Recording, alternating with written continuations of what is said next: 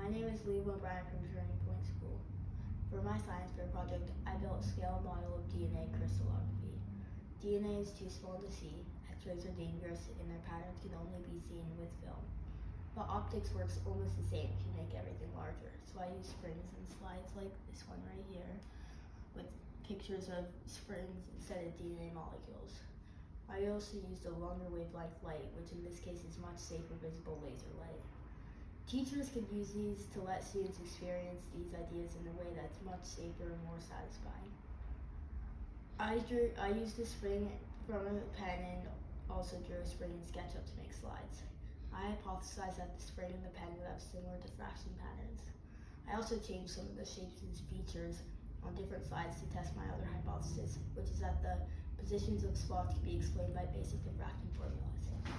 To test this, I set up a laser in a stand like this one right here to hold the springs and slides, and then shined the light on graph paper to make these cross patterns.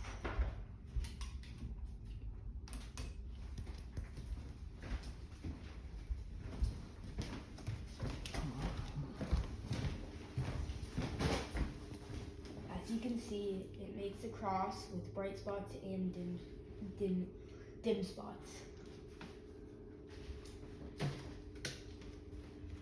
I recorded the positions of spots and these dim regions with a pen, and then used a computer program to put their coordinates into a spreadsheet. I then computed spacings and angles in the spreadsheet.